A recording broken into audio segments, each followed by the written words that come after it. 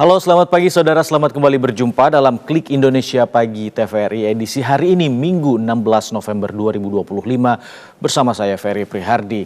Dan tim redaksi sudah menyiapkan sejumlah informasi untuk menemani aktivitas Anda di Minggu pagi ini. Dan berikut Klik Indonesia Pagi kami awali dengan cuplikan laporan utama.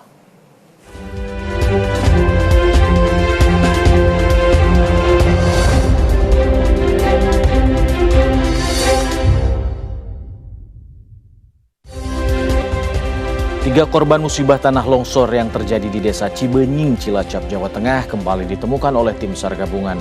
6 korban meninggal dunia yang ditemukan dan 17 korban lainnya masih dalam proses pencarian.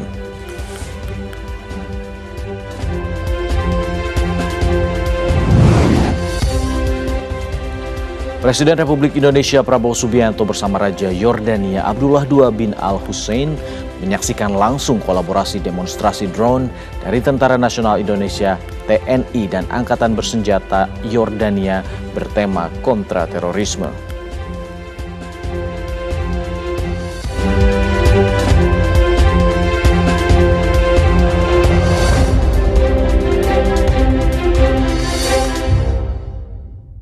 Klik Indonesia Pagi kami awali dengan informasi yang pertama. Di hari kedua operasi pencarian pada Sabtu kemarin, 3 korban musibah tanah longsor yang terjadi di Desa Cibenying, Cilacap, Jawa Tengah kembali ditemukan oleh tim SAR gabungan.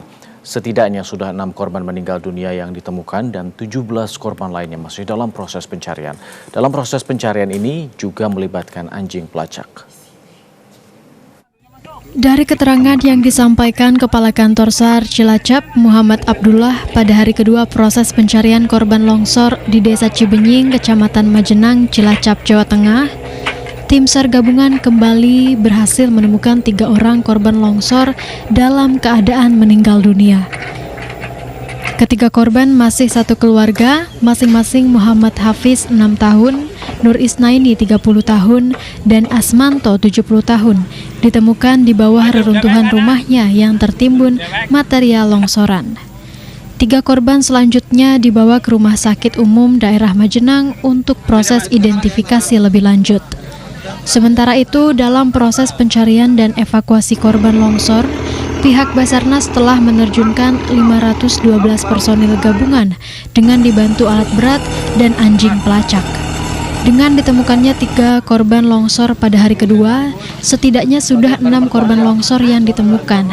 Sementara 17 korban lainnya masih dalam proses pencarian. Kita mengerahkan 3 kinaid yang terdiri dari 1 dari Basarnas Kota Semarang, dari Polda Jateng, dan dari Polres Cilacap. Kalau untuk area pencarian masih tetap Pak? Area pencarian masih sama di 2 sektor A dan sektor B, dan terbagi menjadi 5 worksite. Untuk anjing pelacak nanti akan mobile. Untuk pelaksanaannya akan mulai dari worksite A1 sampai dengan worksite B2. Musibah tanah longsor di Desa Cibenying, Kecamatan Majenang, Cilacap, Jawa Tengah menyebabkan 46 jiwa dari 17 kakak terdampak langsung. Sementara itu, hingga berita ini diturunkan, tim SAR gabungan yang terdiri dari BPBD, Basarnas, TNI, Polri, relawan, dan unsur masyarakat masih melakukan pencarian lanjutan di beberapa titik rawan. Cuaca yang berubah-ubah serta ketebalan material longsor menjadi tantangan utama. Namun, tim memastikan operasi akan terus dilakukan tanpa henti untuk menemukan korban lainnya. Dari Cilacap, Jawa Tengah, jurnalis warga Bambang Hartoyo melaporkan. Presiden Prabowo Subianto menginstruksikan percepatan penanganan tanggap darurat tanah longsor di Kabupaten Cilacap, Jawa Tengah. Badan Nasional Penanggulangan Bencana memastikan penanganan tanggap darurat sesuai instruksi dari Kepala Negara. Presiden Prabowo Subianto menyampaikan duka cita atas kejadian tanah longsor di Kabupaten Cilacap, Jawa Tengah. Kepala Negara telah menginstruksikan BNPB untuk bergerak ke lapangan dan membantu menyelesaikan penanganan longsor di Majenang hingga masa tanggap darurat selesai. Deputi Bidang Penanganan Darurat BNPB, Budi Irawan mengatakan, dalam rapat koordinasi bersama pemerintah Kabupaten Cilacap, sebanyak 512 personel petugas gabungan sudah dikerahkan, melibatkan Basarnas, BPBD, TNI, Polri, Tagana, dan berbagai organisasi relawan lainnya. BNPB juga menambah jumlah alat berat menjadi 8 unit dan menurunkan anjing pelacak untuk mempercepat pencarian korban tanah longsor yang melanda Desa Cibenjing, Kecamatan Majenang, Cilacap, Jawa Tengah. BNPB mengkonfirmasi data dari Posko Darurat di Majenang melaporkan masih ada sebanyak 20 orang korban hilang dalam pencarian. Operasi pencarian dilakukan dengan sangat hati-hati mengingat medan yang sulit dan ditambah masih diguyur hujan sedang ringan sehingga rawan terjadi longsor susulan. Sementara sejumlah keluarga yang tinggal di sekitar pusat longsor juga sudah mengungsi sementara ke tempat yang lebih aman dalam pendampingan tim petugas gabungan. BNPB mengimbau warga tetap waspada karena hujan intensitas ringan hingga sedang masih berpotensi terjadi terutama di kawasan cekungan Majenang yang rentan pergerakan tanah. Badan Nasional Penanggulangan Bencana menyiapkan langkah modifikasi cuaca untuk mengurangi potensi hujan di wilayah terdampak longsor Cibenying, Kecamatan Majenang, Kabupaten Cilacap, Jawa Tengah. Deputi Bidang Penanganan Darurat BNPB Budi Irawan mengatakan modifikasi cuaca dilakukan dengan menabur garam di awan. Hal ini dilakukan untuk mengurangi potensi hujan di wilayah terdampak longsor Kecamatan Majenang, Kabupaten Cilacap, Jawa Tengah. Nantinya armada dan logistik rencananya akan diberangkatkan dari Lanut Hussein Sastra Negara, Bandung, Jawa Barat. Langkah ini dilakukan untuk mendukung percepatan operasi pencarian korban yang masih hilang akibat tanah longsor yang terjadi pada Kamis 13 November. BMKG telah berkoordinasi dengan Kepala BNPB untuk percepatan pelaksanaan operasi teknologi modifikasi cuaca. Menurut Budi, pelaksanaan TMC tidak dapat dilakukan sembarangan. Penaburan garam untuk memicu hujan di luar area bencana harus mengikuti peta awan dan arah angin yang ditentukan Badan Meteorologi, Klimatologi, dan Geofisika. Ia menjelaskan personel BMKG nantinya akan ikut terbang bersama tim TMC di dalam pesawat untuk memastikan garam ditebar pada awan yang mengandung cukup uap air serta diarahkan agar hujan jatuh di lokasi yang aman dan jauh dari wilayah longsor. Pelaksanaan TMC dilaksanakan berlangsung dalam waktu dekat menyesuaikan kondisi cuaca dan kesiapan fasilitas. Sementara itu, pemerintah Provinsi Jawa Tengah mengerahkan seluruh sumber daya untuk melakukan pencarian terhadap para korban yang masih hilang akibat tanah longsor di Dusun Tarukan dan Dusun Cibuyut, Desa Cibenying, Kabupaten Cilacap, Jawa Tengah. Tingginya curah hujan menyebabkan tanah longsor dan menimpa belasan rumah warga di Dusun Cibuyut dan Tarukahan, Desa Cibenying, Kecamatan Majenang, Kabupaten Cilacap, Jawa Tengah pada Kamis 13 November 2025. Bencana tanah longsor mengakibatkan 3 orang meninggal dunia, sementara 20 warga lainnya masih dalam proses pencarian oleh tim SAR gabungan. Gubernur Jawa Tengah Ahmad Lutfi mengatakan pemerintah Provinsi Jawa Tengah memberikan perhatian penuh atas musibah longsor di Cilacap. Bersama pihak terkait, Pemprov Jateng memfokuskan pada pencarian korban yang belum ditemukan. Pemprov Jateng juga sudah berkoordinasi dengan pemerintah pusat dan pemerintah daerah, TNI, Polri, serta pihak-pihak terkait dalam penanganan evaluasi korban maupun warga terdampak. Yang pertama, kita sudah menentukan, sudah mengirim tim lengkap ya, BPBD, kemudian dari Kodim sudah, kemudian dari Polres sudah. Hari ini kita lakukan pencarian yang belum ketemu, jadi itu yang prioritas utama. Kemudian yang kedua, yang belum adalah bagaimana kita recovery bagi masyarakat yang selamat. Dan ini terus berlanjut, bahkan beberapa alat kita sudah kita turunkan semuanya, tinggal kita berdoa semoga masih diberikan suatu keamanan atau keselamatan bagi masyarakat dulu. Dalam musibah ini, 8 rumah dilaporkan roboh, 1 rumah rusak sedang, dan 16 rumah lainnya terancam. Terjangan longsor juga menimbun jalan perkampungan, sementara luasan area terdampak mencapai sekitar 6,5 hektar. Saat ini upaya pencarian terhadap para korban yang hilang masih dilakukan tim SAR gabungan, di antaranya BPBD TNI, Polri, dan para relawan SAR lainnya. Adi Maulana, TVRI Jawa Tengah melaporkan. Banjir susulan yang terjadi di Desa Ciganjeng, Kecamatan Padaherang, Kabupaten Pangandaran, Jawa Barat terus meningkat seiring dengan debit air yang masuk ke dalam perumahan warga yang semakin tinggi. Akibat hal tersebut, warga dan juga masyarakat yang terdampak banjir susulan mengungsi ke tempat yang lebih tinggi dan lebih aman. Beginilah suasana di tempat pengungsian yang ada di Desa Ciganjeung, Kecamatan Padaherang, Kabupaten Pangandaran, Jawa Barat. Nampak anak-anak dan lansia mengungsi ke sebuah masjid yang tidak terdampak banjir susulan. Mengungsinya ratusan warga tersebut akibat debit air banjir terus meninggi di rumah warga.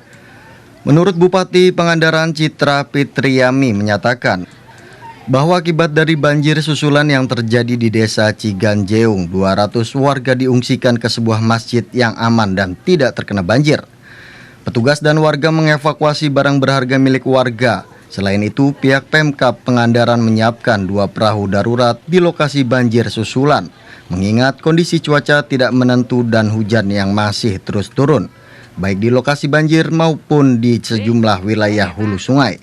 Ya, yang penting warga sudah evakuasi semua ya, semua sudah kondusif. Evakuasi itu. Barusan sih Pak Kuh bilang kurang lebih 200 rumah. 200 rumah. Ya, 200 rumahan katanya yang terdampak. Kita menyediakan 2 perahu karet di sini. Ya mudah-mudahan sih tidak membesar ya, mudah-mudahan bisa surut lah ya secepatnya. Banjir luapan dari Sungai Citandui yang masuk lewat Sungai Cirapuan masuk ke pemukiman warga.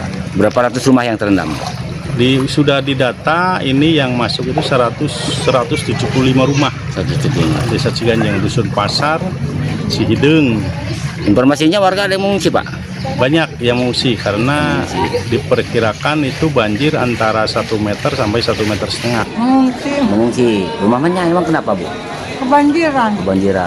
Ibu mengungsinya di masjid sini? Iya, sudah 2 hari. Banjirnya. Emang di rumah ketinggian banjir berapa sih, Bu? 1 meter lebih. 1 meter lebih. Sementara itu di lokasi banjir susulan, air banjir terus meningkat. Hal tersebut seiring hujan deras masih mengguyur terutama di daerah sejumlah hulu sungai. Sampai berita ini diturunkan, warga memilih untuk mengungsi ke tempat yang lebih aman. Selain itu, Pemkab Pangandaran menyalurkan bantuan untuk warga yang berada di tempat mengungsi. Dari Pangandaran, Entang Saiful Rahman melaporkan. Kita beralih ke informasi lain, pemerintah Indonesia dan Yordania akan menindaklanjuti kerjasama produksi pupuk. Menteri Investasi dan Hilirisasi Rosan Roslani menilai pupuk menjadi komponen vital bagi Indonesia sehingga kolaborasi dengan Yordania akan terus ditingkatkan. Menteri Investasi dan Hilirisasi Rosan Roslani menyatakan kerjasama Indonesia dan Yordania dalam produksi pupuk akan ditindaklanjuti sebagai langkah strategis memperkuat ketahanan pasokan dan mendukung program pangan nasional yang berkelanjutan. Indonesia telah memiliki rencana joint venture di bidang fosfat sebagai bahan baku pupuk yang akan diperluas lagi bersama pemerintah Yordania guna memperkuat kapasitas industri kimia nasional di masa yang akan datang. Pupuk dinilai menjadi komponen vital bagi Indonesia sehingga kolaborasi dengan Yordania diproyeksikan membuka peluang investasi lebih besar serta meningkatkan kemandirian sektor hulu demi kestabilan produksi nasional yang berdaya saing tinggi. Rosan Roslani menilai hal itu menandai komitmen kedua negara memperkuat kerjasama strategis dalam ketahanan pupuk yang lebih kokoh berkelanjutan. Yang di fosfat sekarang kan kurang lebih $250 juta. Dan berjalan dengan baik, itu juga memberikan keuntungan kurang lebih $20 juta untuk kita, dan kita ingin itu diekspan lebih besar lagi karena itu berada di Gresik ya, dengan petrokimia Gresik. Oke, makasih banyak. Sebelumnya, Kementerian Pertanian Republik Indonesia dan pemerintah Yordania menjajaki kerjasama strategis dalam produksi pupuk serta pemanfaatan teknologi pertanian guna memperkuat ketahanan pangan dan efisiensi sektor pertanian kedua negara. Menteri Pertanian Andi Amran Sulaiman mengatakan Yordania merupakan salah satu produsen terbesar bahan baku pupuk seperti potas dan fosfat yang sangat potensial untuk dimanfaatkan dalam pengembangan industri pupuk di Indonesia. Presiden Republik Indonesia Prabowo Subianto bersama Raja Yordania Abdullah II bin Al-Hussein menyaksikan langsung kolaborasi demonstrasi drone dari Tentara Nasional Indonesia TNI dan Angkatan Bersenjata Yordania yang bertemakan kontra terorisme di lapangan tembak Brigif 1 Parako Korps Pasgat pada Sabtu kemarin. Indonesia dan Yordania telah melaksanakan berbagai kegiatan kolaboratif di bidang militer. Presiden Republik Indonesia Prabowo Subianto bersama Raja Yordania Abdullah II bin Al-Hussein menyaksikan secara langsung kolaborasi demonstrasi drone dari Tentara Nasional Indonesia atau TNI dan Angkatan Bersenjata Yordania bertema kontra terorisme di lapangan tembak Brigif 1 Parakorps Pasgat, Jakarta pada Sabtu 15 November 2025. Kedatangan pemimpin kedua negara tersebut disambut antusias oleh siswa-siswi SD, SMP, hingga SMA sambil mengibarkan bendera Indonesia dan Yordania. Kedua pemimpin negara menyaksikan berbagai atraksi. Acara diawali dengan atraksi pencaksilat Merpati Putih. Kemudian dilanjutkan dengan atraksi bela diri TNI sebagai uji kemampuan prajurit di segala medan tempur. Selanjutnya atraksi diakhiri dengan demonstrasi drone. Usai demonstrasi, Raja Abdullah II dan Presiden Republik Indonesia Prabowo Subianto turut memberikan apresiasi dan menyalami prajurit TNI dan AB Yordania. Kemudian keduanya meninggalkan lokasi acara untuk menuju ke Bandara Halim Perdana Kusuma, Jakarta. Indonesia dan Yordania telah melaksanakan berbagai kegiatan kolaboratif, di antaranya pengiriman tim TNI ke King Abdullah Special Operation Training Center untuk latihan tempur di wilayah suburban dalam pelatihan Tactical Air Traffic Control di Yordania. Sebaliknya, Yordania telah mengirim perwira menengahnya untuk mengikuti program pendidikan di Lemhanas Republik Indonesia. Lalu Indonesia juga telah mengirim prajurit ke Yordania untuk memperdalam kerjasama militer, khususnya dalam bidang teknologi drone. Presiden Republik Indonesia Prabowo Subianto melepas secara langsung kepulangan Raja Yordania Abdullah II bin Al-Hussein untuk melanjutkan kunjungan kerjanya ke Pakistan. Dalam momen tersebut, pesawat tempur turut melakukan pengamanan keberangkatan Raja Abdullah II di langit Bandara Halim Perdana Kusuma, Jakarta. Presiden Republik Indonesia Prabowo Subianto mengantarkan secara langsung kepulangan Raja Yordania Abdullah II bin Al-Hussein untuk melanjutkan kunjungan kerja ke Pakistan. Presiden Republik Indonesia Prabowo dan Raja Yordania Abdullah II tiba di Bandara Halim Perdana Kusuma, Jakarta pada pukul 12.00 waktu Indonesia Barat pada Sabtu 15 November 2025. Raja Abdullah II dengan seragam militernya dan Presiden Republik Indonesia Prabowo Subianto dengan pakaian safari berwarna kremnya turun dari mobil secara bersamaan.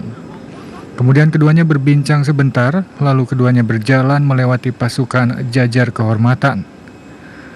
Selanjutnya Raja Abdullah II memeluk hangat Presiden Republik Indonesia Prabowo Subianto dan berpamitan menaiki tangga dan masuk ke dalam pesawat diikuti para delegasinya. Pesawat tempur juga terlihat berlalu lalang di langit bandara untuk melakukan pengamanan keberangkatan Raja Abdullah II. Turut mendampingi Prabowo Subianto antara lain Menteri Luar Negeri Sugiono, Menteri Pertahanan Safri Samsudin, Menteri Sekretaris Negara Prasetyo Hadi, Sekretaris Kabinet Teddy Indra Wijaya, Kepala Badan Komunikasi Pemerintah Angga Raka Prabowo, selain itu putra Prabowo Subianto yakni Didit Hedi Prasetyo, dan Wakil Gubernur DKI Jakarta Rano Karno turut mendampingi. Kunjungan kenegaraan Raja Yordania ini merupakan kunjungan balasan atas lawatan Presiden Republik Indonesia Prabowo Subianto ke Yordania beberapa waktu lalu, sekaligus untuk menyepakati sejumlah kerjasama termasuk kerjasama pertahanan antara Indonesia dan Kerajaan Yordania. Kejaksaan Agung segera mengeksekusi mantan pejabat Mahkamah Agung Zarof Rikar. Eksekusi dilakukan usai upaya kasasi Zarof Rikar dalam kasus pemufakatan jahat suap dan gratifikasi ditolak oleh Mahkamah Agung. Kejaksaan Agung segera mengeksekusi penahanan mantan pejabat Mahkamah Agung Zarof Rikar pasca kasasinya ditolak Mahkamah Agung. Zarof adalah terdakwa kasus pemufakatan jahat suap dan gratifikasi pengurusan perkara di Mahkamah Agung. Kepala Pusat Penerangan Hukum Kejagung Anang Supriyatna belum bisa merinci waktu pasti Zarov akan dijebloskan ke lembaga permasyarakatan. Ia hanya menjelaskan telah berkoordinasi dengan pengadilan untuk meminta salinan putusan kasasi tersebut. Dengan ditolaknya kasasi tersebut, Zarov tetap dihukum 18 tahun penjara. Ia juga tetap dihukum membayar denda sebesar 1 miliar rupiah. Apabila denda tidak dibayar akan diganti dengan kurungan selama 6 bulan. Selain itu, uang 8,8 miliar rupiah yang sempat dikembalikan ke Zarov berdasarkan putusan PN Jakarta tetap dirampas negara sebagaimana putusan banding. Diketahui Zarov terbukti bersalah melakukan pemufakatan jahat terhadap suap kasasi Ronald Tanur. Selain itu, Zarov juga terbukti menerima gratifikasi 915 miliar rupiah dan emas 51 kg dari berbagai hasil pengurusan perkara. Uang dan emas disita untuk negara karena dinilai gratifikasi. Kejaksaan Negeri Mataram menetapkan 4 orang sebagai tersangka dalam kasus dugaan korupsi dana pokok pikiran atau POKIR di Dinas Sosial Kabupaten Lombok Barat, Nusa Tenggara Barat. 2 dari 4 tersangka adalah anggota DPRD Kabupaten Lombok Barat berinisial AZ dan DD. Selain mereka, 1 ASN berinisial HD dan 1 orang non-ASN berinisial MZ juga turut ditetapkan sebagai tersangka. Setelah menjalani pemeriksaan di ruang penyidik Kejaksaan Negeri Mataram, AZ dan DD langsung dipasangi gelang besi serta mengenakan rompi tahanan warna merah. Keduanya kini menjalani penahanan selama 20 hari ke depan di Lapas Kelas 2A Lombok Barat. Kepala Kejaksaan Negeri Mataram, Gede Made Pasek Swardayana menyampaikan, kasus ini diduga merugikan negara hingga 22,2 miliar rupiah dari anggaran belanja masyarakat tahun 2024. Penyidik menemukan adanya perbuatan melawan hukum yang dilakukan para tersangka, termasuk intervensi terhadap proses pengadaan barang dan jasa yang seharusnya dikelola oleh pihak yang berwenang. Sedangkan untuk perbuatan melawan hukum yang dilakukan oleh tersangka R di swasta, yang bersangkutan ditunjuk langsung tanpa proses pengadaan yang sah, jadi pengaturan pemenang. Tersangka tidak melaksanakan pekerjaan sesuai kontrak dan membiarkan pihak lain, khususnya tersangka Haji Asep tadi, untuk melaksanakan pekerjaan sepenuhnya. Tersangka bertindak sebagai peminjam bendera atau penyedia fiktif dan tetap menerima keuntungan kurang lebih 5%-an, sehingga terjadi moral hazard dan perbuatan memperkaya diri sendiri tanpa dasar hukum. Dugaan intervensi ini menyebabkan proses pengadaan tidak berjalan sesuai mekanisme yang ditentukan dan berujung pada kerugian negara. Penetapan tersangka ini dilakukan setelah penyidik pidana khusus Kejari Mataram menemukan bukti permulaan yang cukup kuat atas tindak pidana korupsi tersebut. Dari Nusa Tenggara Barat, Made Putra melaporkan. Komisi Pemberantasan Korupsi masih mempelajari putusan Mahkamah Konstitusi yang melarang polisi aktif untuk menduduki jabatan sipil harus mengundurkan diri atau pensiun dari Polri. Juru bicara KPK Budi Prasetyo mengatakan tim KPK masih mempelajari putusan Mahkamah Konstitusi yang melarang polisi aktif menduduki jabatan sipil harus mengundurkan diri atau pensiun dari Polri. Ia menegaskan status Ketua KPK Setio Budianto bukan bagian dari Polri. Ketua KPK Setio Budianto telah purnawirawan per Juli 2025. Jubir KPK mengatakan terpilihnya Setio sebagai Ketua KPK juga tidak menyalahi aturan. Hal ini terkait putusan MK yang melarang polisi aktif duduki jabatan publik berlaku. Sebelumnya MK memutuskan anggota polisi aktif diputuskan tidak boleh lagi menduduki jabatan sipil sebelum mengundurkan diri atau pensiun dari dinas kepolisian, termasuk apabila ada arahan maupun perintah Kapolri. Hal ini menyusul putusan Mahkamah Konstitusi yang mengabulkan permohonan perkara untuk seluruhnya terhadap gugatan Undang-Undang Nomor 2 Tahun 2002 tentang Kepolisian Negara Republik Indonesia terkait kedudukan anggota polisi di jabatan sipil. Putusan MK atas gugatan ini disampaikan dalam ruang sidang pleno Mahkamah Konstitusi, Jakarta Pusat, Kamis 13 November 2025. Amar putusan yang mengabulkan permohonan para pemohon untuk seluruhnya. Kami masih memiliki sejumlah informasi lainnya usai jeda berikut ini, jadi pastikan Anda tetap bersama Klik Indonesia Pagi TVRI.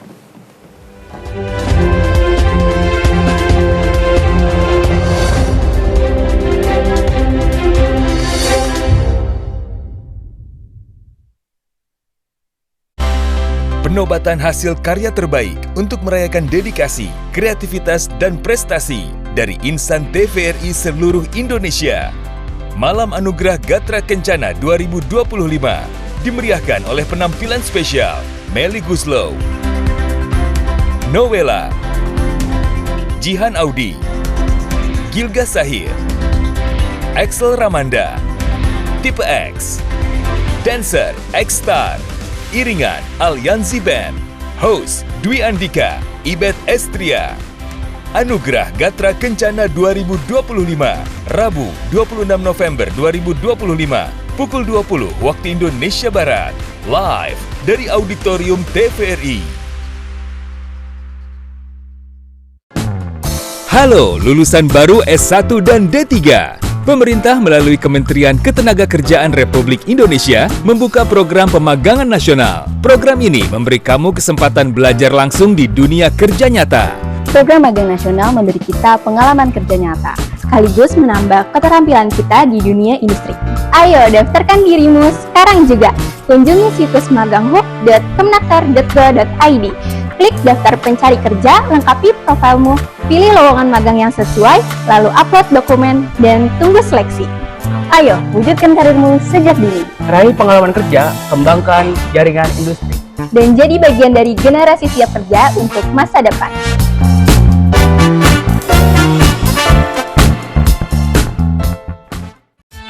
Tetes keringat terakhir akan dipertaruhkan dalam memperebutkan gelar dan poin berharga. BWF World Tour Super 500 Kumamoto Masters Japan 2025.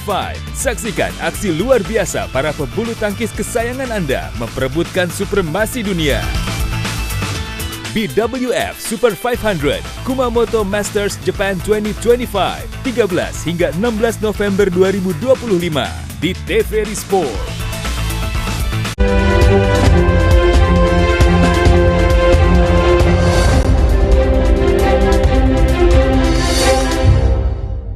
Saya Ferry Prihardi masih bersama Anda dalam Klik Indonesia Pagi TVRI. Saudara, OJK optimis investor pasar modal Indonesia dapat mencapai 20 juta Single Investor Identification atau SID pada kuartal 1 2026. Saat ini investor di pasar modal Indonesia telah mencapai 19,32 juta SID.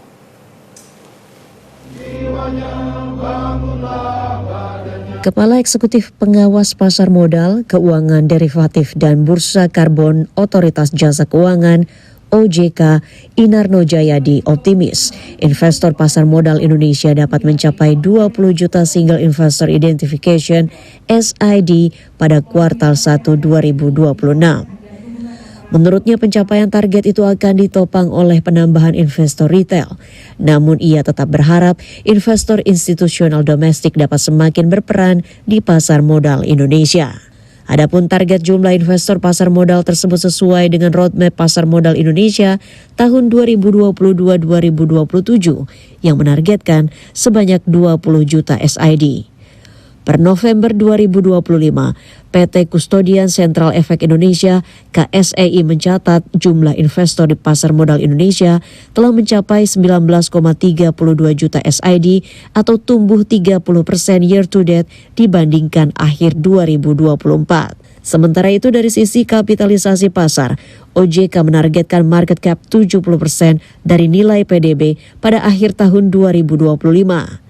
Saat ini kapitalisasi pasar modal Indonesia telah mencapai 69,18% dari PDB, melampaui ekspektasi 68% yang ditargetkan pemerintah dalam RPJMN tahun 2025-2029. Inarno menyatakan kinerja pasar modal cukup menggembirakan. Dan kapitalisasi pasar juga sekarang juga sudah 15.000 triliun ya, 15.316 triliun ya. Indeks bahkan kalau misalnya kita hitung secara sepanjang tahun 2025 itu mencetak all time high itu sebanyak 13 kali ya, tanpa kita sadar. Ini mungkin rekor yang luar biasa sekali.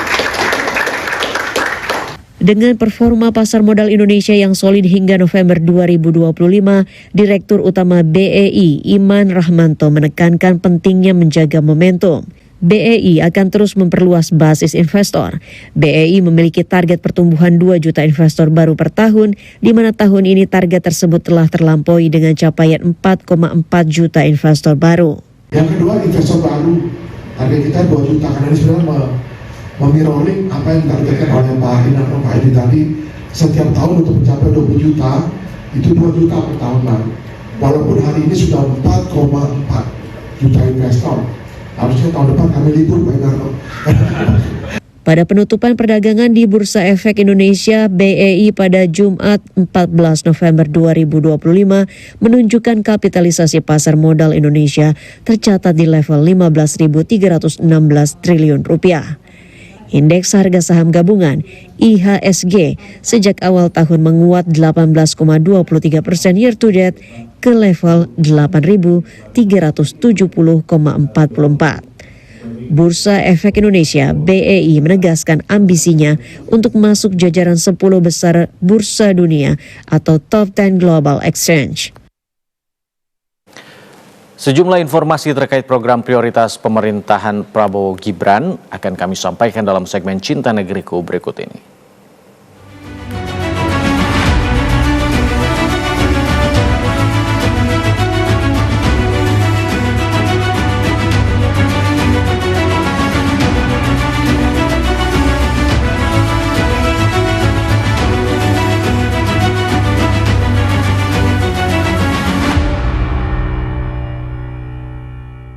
Sejumlah orang tua murid di SDN 05 Kecamatan Mempawah Hilir, Kabupaten Mempawah merasa terbantu dengan program makan bergizi gratis. Program MBG di SDN 05 Mempawah Hilir ini mulai berlangsung sejak 20 Oktober 2025 lalu. Sejumlah orang tua murid di SD Negeri 5 Kecamatan Mempawah Hilir, Kabupaten Mempawah menyambut antusias dengan adanya program makan bergizi gratis. Program makan bergizi gratis ini para orang tua mengaku merasa terbantu.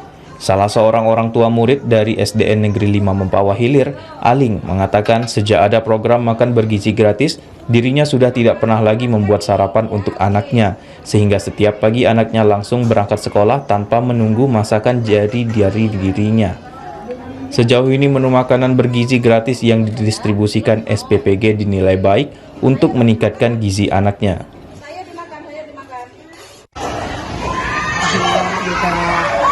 Sekolah dapat makan, kuncup buat sini. Biasanya ibu bikinkan sarapan di rumah ya? Bikin sarapan di rumah. Selama ada makan bergizi gratis nih gimana ibu nak buat sarapan lagi? Nggak buat sarapan lagi lah di sini. Berarti terbantukan lah ibu ya? Untuk SDN Negeri 5 Mempawah Hilir dalam program makan bergizi gratis disalurkan langsung dari dapur SPPG Yayasan Kartika Putri Bestari Mitra Gia Kitchen Mempawah Hilir. Kepala SPPG Yayasan Kartika Putri Bestari Mitra Gia Kitchen Mempawah Hilir Taufik mengatakan, sejauh ini pendistribusian makanan program MBG berjalan lancar tanpa ada komplain baik dari pihak sekolah maupun orang tua peserta didik. Alhamdulillah, karena memang banyak yang perlu kita evaluasi terkait persiapan dapur, baik dari persiapan, kemudian fasilitas, dan juga penyesuaian karyawan. Kita mulai beroperasional itu di tanggal 20 Oktober. Alhamdulillah untuk sampai per hari ini kita tidak ada komplainan dari pihak-pihak sekolah atau adanya KLB. Alhamdulillah sementara tidak ada, namun kita tetap melakukan evaluasi di setiap harinya, meminta saran serta kritik dari para pihak-pihak sekolah. Sebagai informasi, dapur SPPG Yayasan Kartika Putri Bestari Mitra Gia Kitchen Mempawah Hilir sampai saat ini menangani pendistribusian makanan program makan bergizi gratis ada sebanyak 13 sekolah yang terdiri dari TK hingga SMA yang tersebar di Kecamatan Mempawah Hilir. Dari Kabupaten Mempawah, Dimas Saputra melaporkan. Siswa sekolah dasar di Kabupaten Blora dibuat tertegun oleh sajian menu makan bergizi gratis dari dapur SPPG Ngawen 2. Pasalnya, dapur tersebut menyajikan menu makanan ringan setiap hari Sabtu, bahkan terdapat satu buah yang belum dikenal, namun rasanya enak dan penuh gizi. Dapur Satuan Pelayanan Pemenuhan Gizi atau SPPG Ngawen 2 kembali memberikan kejutan ke seluruh penerima manfaat makan bergizi gratis atau MBG. Sebelumnya Dapur SPPG Ngawen 2 sajikan kotak menu MBG yang unik. Kali ini Dapur SPPG Ngawen 2 sajikan menu makanan ringan berupa roti, telur, susu, dan buah kapas.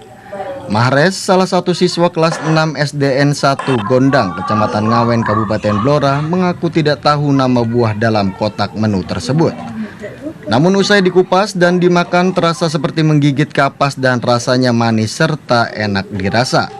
Ia baru mengetahui buah tersebut baru pertama kali ini dan belum pernah melihatnya di pasar buah maupun di toko buah.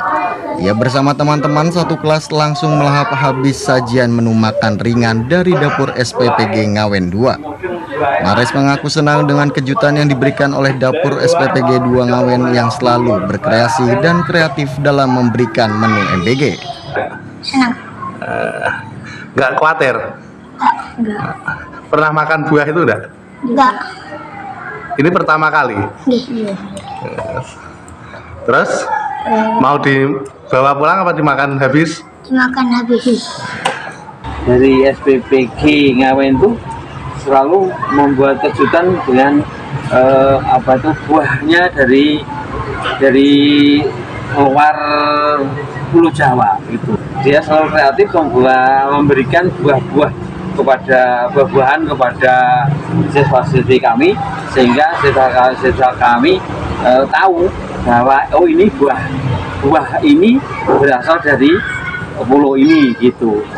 Tidak hanya siswa yang sangat terkejut dengan isi menu kering MBG setiap hari Sabtu, namun kepala sekolah dan guru juga belum mengenal buah tersebut. Kepala Sekolah SDN 1 Gondang, Sugito, sangat mengapresiasi dengan kreativitas yang dilakukan oleh Dapur SPPG Ngawen 2. Ia berharap dapur terus menyajikan menu yang lebih unik namun tetap memperhatikan kandungan gizi. Masyarakat diminta untuk mengoptimalkan sekolah rakyat di Kabupaten Ketapang karena memiliki fasilitas yang lengkap. Camat hingga desa diminta mendata masyarakat kurang mampu untuk disekolahkan ke sekolah rakyat di lokasi BLK Disnaker Trans Ketapang. Pasca di-launching akhir September 2025 lalu, pendaftaran sekolah rakyat di lokasi Balai Latihan Kerja Disnaker Trans Ketapang relatif cukup tinggi peminat. Dari kuota 100 siswa terisi sekitar 70 siswa kurang mampu terdaftar dengan jenjang pendidikan SD hingga tingkat SMA yang saat ini telah melaksanakan proses belajar mengajar. Bupati Ketapang Alexander Wilio mengatakan, hadirnya sekolah rakyat merupakan upaya pemerintah dalam meningkatkan IPM Ketapang serta mengentaskan angka putus sekolah.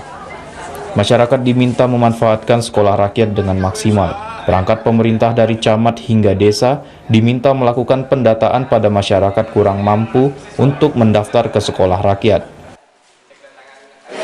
Semoga program ini dapat dimanfaatkan oleh seluruh lapisan masyarakat Ketapang, dapat didukung penuh juga oleh seluruh jajaran kita dari tingkat perangkat daerah, Forkompinda, kemudian para camat, kades lurah ya. Pertama, informasi ini harus sampai kepada seluruh lapisan masyarakat supaya banyak lagi ke depan, tahun depan lebih banyak lagi masyarakat kita yang bisa mengakses dan memanfaatkan kesempatan ini, terutama yang berasal dari keluarga tidak mampu dan anak-anak kita yang putus sekolah. Bupati Ketapang Alexander Wilio menambahkan, saat ini pemerintah telah menyiapkan lahan yang presentatif untuk pembangunan sekolah rakyat permanen, yang prosesnya telah sampai pada tingkat Kementerian PUPR untuk pembangunannya. Dari Kabupaten Ketapang, Gus Nadi melaporkan. Menteri Pertanian Republik Indonesia Andi Amran Sulaiman melakukan kunjungan ke Kabupaten Kepulauan Selayar. Dalam kunjungan tersebut, Mentan meluncurkan program gerakan menanam 5 juta pohon kelapa serta menyampaikan berbagai capaian strategis di sektor pangan nasional. Menteri Pertanian Andi Amran Sulaiman tiba di Kabupaten Kepulauan Selayar untuk meluncurkan program nasional gerakan menanam 5 juta pohon kelapa. Program ini menjadi langkah penting untuk memperkuat basis komoditas perkebunan khususnya di wilayah kepulauan. Dalam agenda tersebut, Mentan melakukan penanaman simbolis pohon kelapa yang disaksikan oleh Bupati Kepulauan Selayar, Forkopimda, serta para petani dan tokoh masyarakat. Pada kesempatan tersebut, Amran menyampaikan perkembangan positif terkait sektor pangan nasional. Menurut Andi Amran Sulaiman, Indonesia kini telah mencapai swasembada beras lebih cepat dari target yang ditetapkan pemerintah. Amran menyampaikan 10.000 bantuan untuk Selayar ditargetkan rampung dalam 3 tahun. Jumlah tersebut lebih dari setengah kebutuhan, sehingga menunjukkan bahwa Selayar mendapat prioritas dalam program pengembangan pertanian. Apanya? Untuk pertumbuhan sekarang tanam dan 3 tahun 10.000 bantuan untuk Selayar itu rampung 3 tahun. Karena Selayar sekarang lebih 10.000, artinya lebih separuh kita bantukan Selayar ini. Peluncuran gerakan menanam 5 juta pohon kelapa, pencapaian swasembada beras, hingga komitmen bantuan untuk Selayar menjadi bukti penguatan sektor pertanian di Indonesia. Dengan langkah ini, diharapkan Kepulauan Selayar semakin maju dalam pembangunan pertanian dan perkebunan. Dari Kepulauan Selayar, Nur Kamar melaporkan. Kota Balikpapan sebagai gerbang ibu kota Nusantara terus mengalami pertumbuhan ekonomi kerakyatan melalui hadirnya Koperasi Desa Merah Putih. Hadirnya Kopdes memperkuat ekonomi serta menciptakan lapangan pekerjaan untuk masyarakat. Kota Balikpapan sebagai gerbang ibu kota Nusantara memiliki puluhan koperasi desa merah putih. Total 34 Kopdes hadir untuk meningkatkan ekonomi rakyat. Salah satu koperasi desa merah putih bernama Geraha Indah menjadi percontohan karena telah beroperasi sejak bulan Juni dengan unit usaha penjualan sembako murah. Ketua Koperasi Geraha Indah Nurul Ahdaniyah mengungkapkan awalnya Geraha Indah merupakan koperasi yang didirikan masyarakat sekitar dengan dibantu lurah setempat. Seiring berjalannya waktu, pemerintah menunjuk Geraha Indah menjadi koperasi desa merah putih serta menjadi percontohan untuk koperasi lainnya. Nurul mengungkapkan koperasi yang didirikan bertujuan meningkatkan ekonomi serta mensejahterakan rakyat. Awalnya kita sebagai koperasi biasa saja yang memang didirikan oleh ibu-ibu PKK, digagas oleh Pak Lurah dan Bu Lurah kami di sini, kami membentuk swadaya koperasi gitu. Akhirnya alhamdulillah berjalan adanya program ini dari pemerintah untuk Koperasi Merah Putih. Akhirnya kami ditunjuk berubah jadi Koperasi Kelurahan Merah Putih. Untuk SK-nya sendiri kami dibantu dibuatkan, untuk NIB-nya juga kami dibantu dibuatkan. Untuk sementara ini usaha kami sudah jalan, yaitu produk-produk UMKM ya. Kemudian pedagang-pedagang kaki lima, sembako. Demikian tim liputan TVRI Nusantara melaporkan.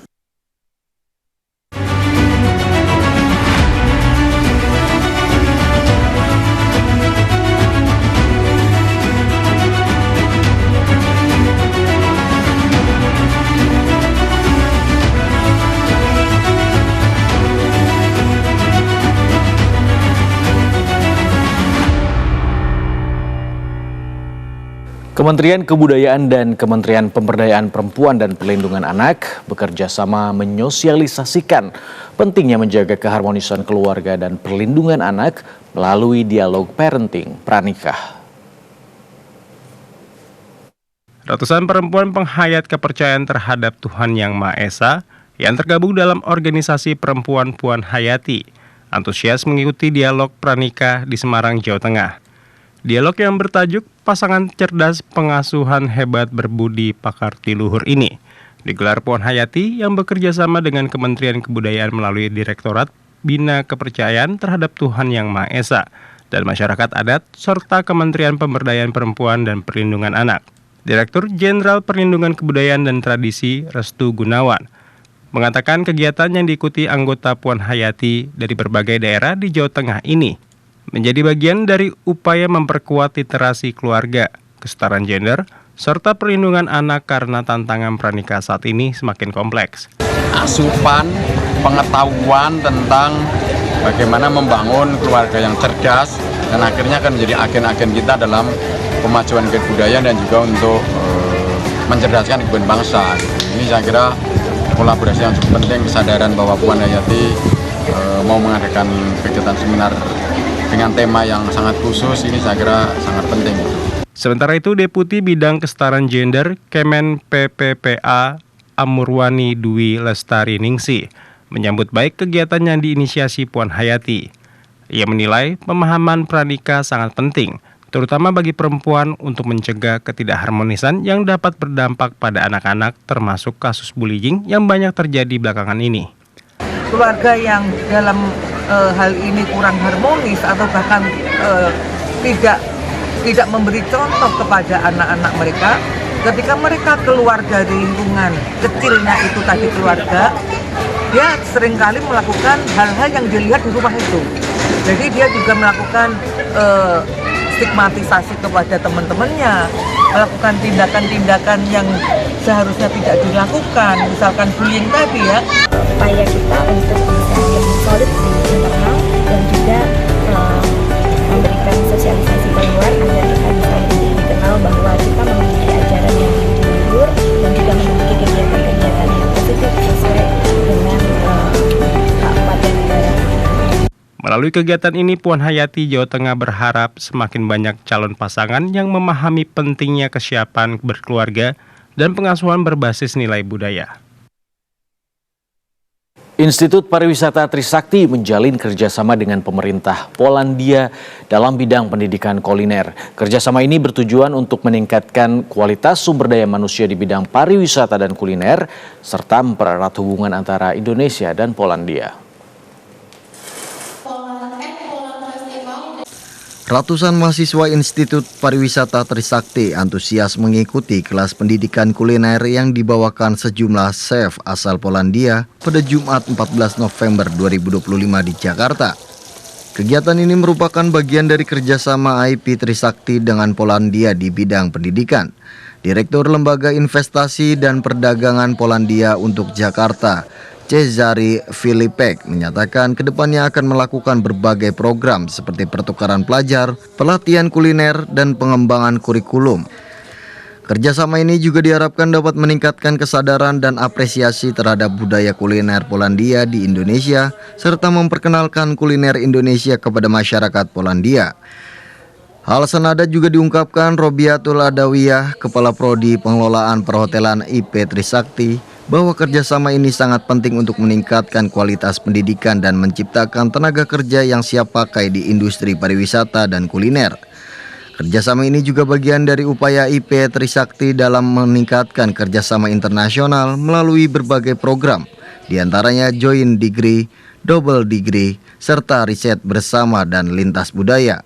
Yang diharapkan dari Trisakti untuk kolaborasi ini adalah kita bisa mengedepankan untuk internasionalisasi, karena ini menjadi hal yang penting dan didorong oleh pemerintah untuk program internasionalisasi perguruan tinggi. Berkolaborasi untuk dari sisi pemenuhan human resource SDM ya, dan juga pertukaran budaya, cultural exchange di mana mahasiswa-mahasiswi Trisakti ini bisa belajar lebih tentang budaya-budaya dari Polandia, termasuk budaya-budaya di negara-negara Eropa lainnya. Sebelumnya, IP Trisakti juga telah bermitra dengan sejumlah perguruan tinggi di luar negeri.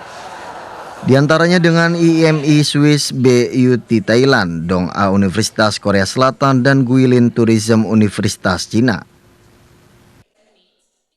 Sejumlah informasi akan kami sampaikan usai jeda berikut ini, jadi tetaplah bersama Klik Indonesia Pagi TVRI.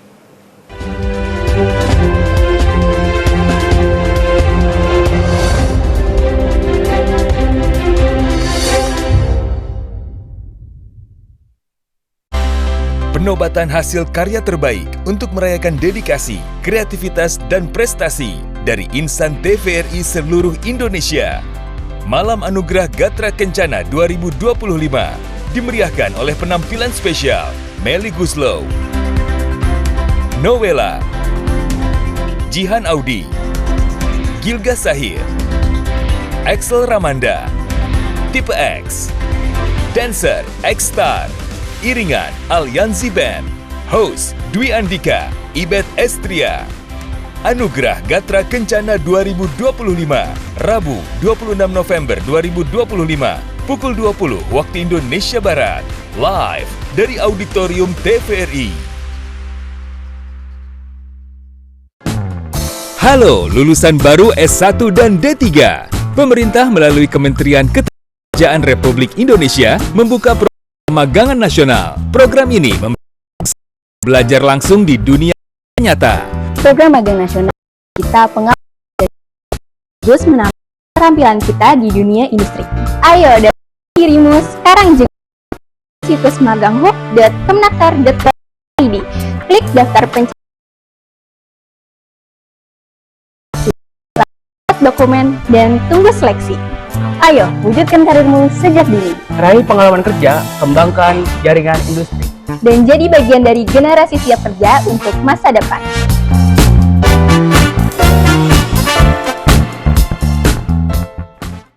Saya akan mulai untuk memasak ikannya. Resep pertama kita, pesmol ikan tongkol. Kita mau masak basicnya sayuran hijau. Bahannya daun singkong dan toge. Kalau ada yang asam urat, tidak boleh terlalu banyak mengkonsumsi. Sesekali boleh ya pemirsa ya. Ini ikan terinya, ikannya asin. Ikan teri asin ya. Oke, ini udah mulai wangi ya. Ini dia daun singkong toge. Rasanya enak, gurihnya dapat, fresh ikannya juga dapat.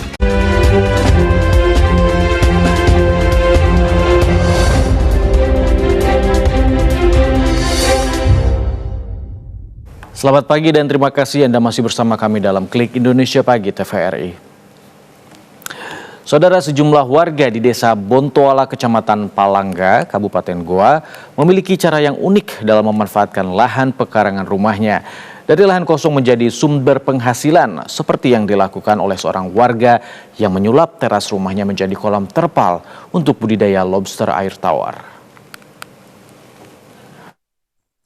Hakim warga desa Bontoala, Kecamatan Palangga, Kabupaten Goa, memanfaatkan teras rumahnya yang berukuran 2 kali 8 meter menjadi kolam terpal untuk budidaya lobster air tawar.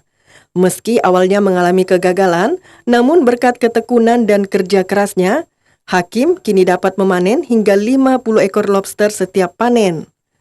Hasilnya digunakan untuk menambah penghasilan, sekaligus menjadi contoh bagi warga lain di sekitarnya. Menurut Hakim, budidaya lobster telah dilakukan sejak setahun yang lalu dengan memanfaatkan pekarangan rumah.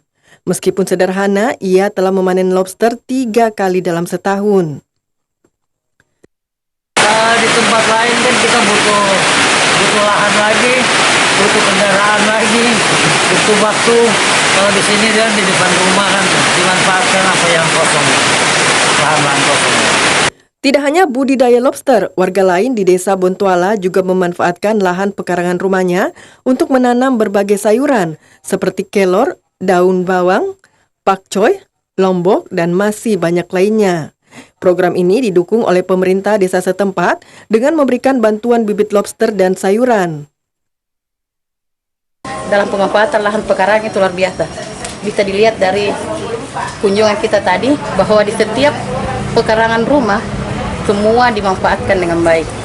Sampai-sampai di samping rumahnya dia tanami herbal, ditanami sayur-sayuran. Salah satunya kami memberi bantuan bibit lobster. Jadi di sini di Beten Anagoy ini ada beberapa kelompok yang kami beri bantuan ketapang. Salah satunya itu bibit lobster. Dan seperti kita lihat tadi, bibit lobster itu dia budidayakan di dalam kolam depan rumahnya. Dan itu sudah berlangsung sudah 2 tahun. Sudah 2 tahun, Bu. Iya, berkelanjutan terus. Keterbatasan lahan bukan alasan tidak produktif. Dengan kemauan dan inovasi, pekarangan rumah pun dapat menjadi sumber ekonomi baru bagi masyarakat. Memasuki musim panen, warga berbondong mendatangi kebun untuk membeli langsung dari petani. Mereka tidak hanya mendapatkan buah yang segar, namun juga dapat menikmati suasana kebun yang sejuk dan alami. Tahun ini mengalami peningkatan dibandingkan tahun sebelumnya. Kondisi cuaca yang baik dan perawatan tanaman yang teratur membuat buah lebih banyak dan manis. Hasil panen melimpah membuat petani membuka peluang bagi warga untuk membeli langsung ke kebun. Di kebun milik warga di daerah Lubu Basung terlihat banyak pembeli datang memetik sendiri buah langsat. Mereka bisa memilih langsung buah yang matang di pohon dengan harga yang lebih murah. 1 kilogram buah langsat dijual Rp12.000. Pemilik kebun menjelaskan penjualan langsung di kebun memberikan keuntungan lebih bagi petani. Hasil penjualan tidak lagi dipotong biaya distribusi atau perantara. Dengan cara ini petani juga bisa berinteraksi langsung dengan pembeli dan mengetahui selera pasar. Pembeli menikmati dan mencicipi langsung buah langsat yang baru dipanen di kebun. Mereka dapat memilih buah yang paling segar dan matang yang telah diambil oleh pemilik kebun. Kegiatan ini memberi kepuasan tersendiri karena pembeli langsung mengetahui kualitas dan rasa buah yang dibeli. Oh, 3 balai. 3 balai sekilo ya, Bu ya? Iya. Lai banyak panennya, Bu? Panen belum diambil lah. Tapi lai banyak, Bu? Tadi pas orang belanja ke sekolah banyak, Bu? Kalau yang kini lumayan murah. Daripada yang beli di pasar masih murah. Kalau apalagi ini kan membeli di lokasi langsung. Sekitaran 12.000. Berapa kilo bang beli bang? Kebetulan leba beli 2 kilo. Salah seorang pembeli berharap kegiatan jual beli langsung di kebun seperti ini dapat terus berlanjut sehingga petani semakin sejahtera dan pembeli dapat menikmati buah segar dengan harga terjangkau. Ia juga berharap harga buah langsat tetap stabil agar petani dan pembeli sama-sama mendapatkan keuntungan yang adil. Demikian laporan Rizky Alhamid Syam, TVRI Sumatera Barat. Dan berikut kami sampaikan perakiraan cuaca dari Badan Meteorologi, Klimatologi, dan Geofisika. Perakiraan cuaca ini akan berlangsung hari ini di sejumlah kota besar di tanah air.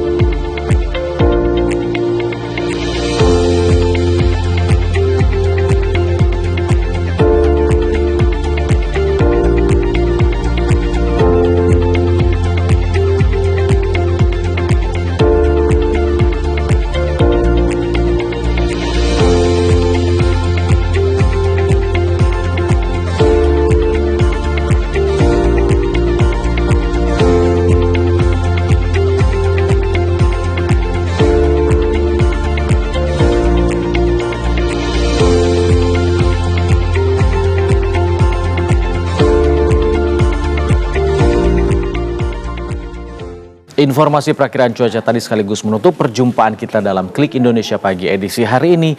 Atas nama rekan-rekan yang bertugas, saya Ferry Prihardi mengucapkan terima kasih atas kebersamaan Anda. Tetaplah bersama TVRI, media pemersatu bangsa. Selamat pagi, selamat berakhir pekan, dan sampai jumpa.